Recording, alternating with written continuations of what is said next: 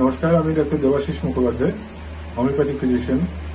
আজ আবার একটা সাকসেসফুল কেস দেখাবো। যে কেসটা একটা রেনাল স্টোনের কেস, অর্থাৎ কিডনি স্টোন ছিল। আপনারা দেখুন কেসটা। ভদ্রমহিলা দুটো জায়গায় স্টোন ছিল, একটা কিডনিতে এবং আরেকটা ইউরেটারি।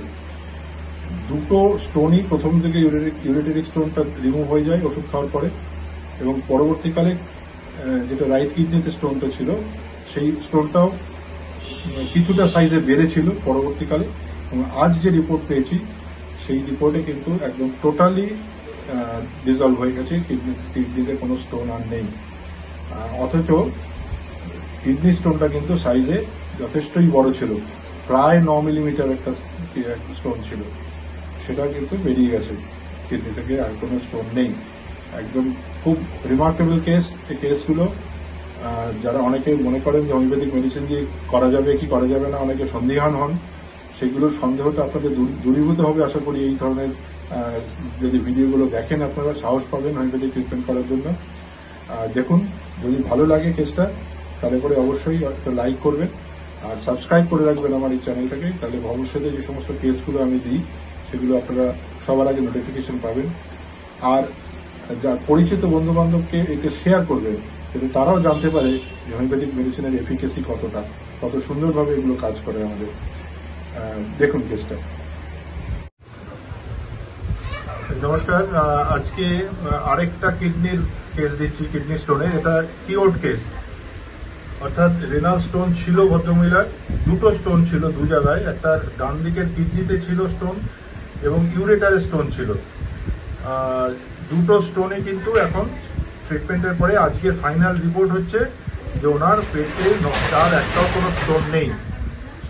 কিডনি এবং ইউরেটার স্টোনটা আগেই বেরিয়ে গিয়েছিল, আজকে দেখা গেল যে কিডনি স্টোনও একদম নর্মাল হয়ে গেছে। আমি প্রথমে একটু ওনার কাছ থেকে একটু শুনে নিই। আপনি এর আগে ওনার ভিডিও দিয়েছিলাম, আমি নাম্বারটা খেয়াল নেই আমার। উনি যেটা নিয়ে এসেছিলেন আমার কাছে প্রথম, সেটা হচ্ছে পেচ্ছাপের সাথে ব্লাড ব্লিডিং হচ্ছিল, রক্ত পড়ছিল, তাই তো? আপনি যখন প্রথম এলেন আমার কাছে রক্ত পড়ছিল পেচ্ছাপের সাথে, সেটাই মেইন সমস্যা। তখন অন্য ডাক্তার দেখিয়েছিলেন, সোনোগ্রাফি করেন তিনি। সোনোগ্রাফি রিপোর্টে আসে যে কিডনিতে স্টোন রয়েছে এবং ইউরেটারে স্টোন রয়েছে। আমি একটু তখনকার স্টোনের সাইজগুলো দেখাই। যে রাইট কিডনিতে স্টোন ছিল 3.6 মিলিমিটার এবং রাইট ইউরেটারে ছিল 10.8 ইন্টু 5 মিলিমিটার। এছাড়া ওনার যে সিমটম, যে মেডিসিনগুলো এসছে আমি পরে বলছি, যে সিমটমসগুলো ছিল, যে কারণে ওনাকে যেভাবে আমরা মেডিসিন সিলেকশন করি, আমাদের মেডিসিন সিলেকশনের জন্য যে সমস্ত সিমটমসগুলো দরকার হয় সেগুলো হচ্ছে মাঝে মাঝে শ্বাসকষ্ট হতো ইভিনিংয়ে, সন্ধ্যের দিকে। দুটো পায়ের চেটো এবং হাতের চেটো, দুটো হাতের চেটোতে একটা চুলকোনো ছিল এবং ডিসমেনোরিয়ার একটা হিস্ট্রি ছিল। ওনার বয়স এখন হচ্ছে 65 ইয়ার্স। ঠান্ডা লাগার টেন্ডেন্সি ভীষণভাবে, চিনি পেশেন্ট, অর্থাৎ অল্পেতেই ঠান্ডা লেগে যাওয়ার একটা টেন্ডেন্সি। ডিজায়ার ফর সাওয়ার, টক খেতে ভীষণ বাসেন, ঝাল খুব পছন্দ করেন, মিষ্টিও পছন্দ করেন, সল্ট, কাঁচা লবণ ভীষণভাবে পছন্দ করেন এবং গরম খাবার, একদম আগুন আগুন খাবার পছন্দ করেন। এগুলো ঠিক তো? একদম যেগুলো পছন্দ। হ্যাঁ, এইগুলো। এবং ওনার যেরকম চেহারা, যে ধরনের চেহারা, একটু দোহারা টাইপের চেহারা, মোটা সোটা নয়, একটু রোগার উপরে, এবং তার সাথে মেন্টাল সিমটম দেখা যাচ্ছে ভীষণভাবে টেনশন করেন, একটা উইপিং মেন্টালিটি রয়েছে। কিছু বললে পরে অল্পেই চোখ থেকে জল চলে আসে। কনসোলেশন অ্যাগ্রাভেটস, অর্থাৎ কেউ কিছু বোঝালে চট করে বোঝেন না সেই সময়টায়। যখন নিজে বুঝবেন, শান্ত হবে মেজাজ, তখন আস্তে আস্তে ঠিক হবেন, কিন্তু না ঘুরে পড়ে সঙ্গে সঙ্গে মাথা ঠান্ডা হয় না আপনার। এই সিমটমসগুলো ছিল। আর ডিক্টেটোরিয়াল মেন্টালিটি, অর্থাৎ আমি যা বলবো সেটাই ফাইনাল, তোমাকে আমার কথাটা বুঝতে হবে, আমার কথা অনুযায়ী চলতে হবে, আমারটা আমি যা বলবো সেটাই ঠিক, এরকম একটা মেন্টালিটি ছিল। এইগুলোর উপর বেস করে ওনার দুটো মেডিসিন অ্যাকচুয়ালি এসছে। প্রথম দিকে দেওয়া হয়েছিল লাইকোপোডিয়াম 200 থেকে শুরু করে, এবং বারবারিস দেওয়া হয়েছিল প্রথমে, পরে আর দেওয়া হয়নি। 200 থেকে শুরু করে 10 অব্দি দেওয়া হয়েছিল লাইকোপোডিয়াম।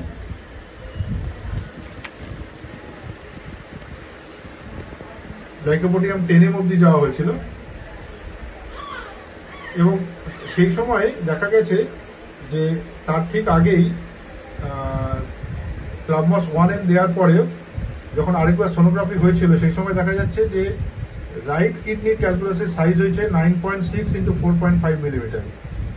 এটা লোয়ার ক্যালিক্সে ছিল, নিচের দিকে ক্যালিক্সে কিডনির যে আমরা ভাগটা জানি সেই ক্যালিক্স রিজিয়ানে, অর্থাৎ রাইট কিডনি স্টোনটা একটু সাইজে বড় হয়েছিল।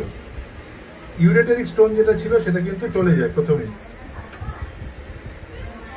তাহলে রাইট কিডনিতে শুধু স্টোনটা পড়েছিল।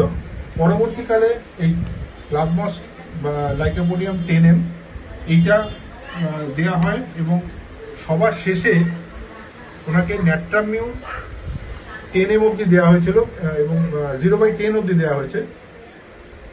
এটা দেওয়ার পরে এখনকার রেজাল্ট যেটা এসছে আজকে হচ্ছে 15/9/2025, যে ইমপ্রেশন রয়েছে sonography of whole abdomen reveals no obvious abnormality, অর্থাৎ কোনো রকম স্টোন কিছু নেই। কিডনিতেও লেখা রয়েছে both kidneys are normal in size, shape and echotexture, no calculus or hydronephrosis is noted. Right kidney measures 92 millimeter, left kidney measures 87 millimeter. অর্থাৎ স্টোনের আর কিছু ওনার প্রবলেম রইল না। যে সমস্যাটা উনি নিয়ে এসেছিলেন আশা করি আপনার দিক থেকে আপনি স্যাটিসফাইড তো? আপনি ওষুধ খেয়ে ব্যথা যন্ত্রণা আপনার খুব একটা কোনোদিনই ছিল না, কিন্তু সমস্যাটা ওইটাই ছিল, স্টোনটা কি একটা ইম্প্যাক্ট হয়েছিল কিডনিতে এবং পরবর্তীকালে এখন দেখা যাচ্ছে স্টোন আর নেই, বেরিয়ে গেছে স্টোন। আপনি আশা করি ট্রিটমেন্টে খুশি হয়েছেন, বুঝলেন তো? ঠিক আছে, আপনার মোটামুটি পারমিশন নিয়ে ভিডিওটা করলাম, ঠিক আছে? ঠিক আছে, ধন্যবাদ।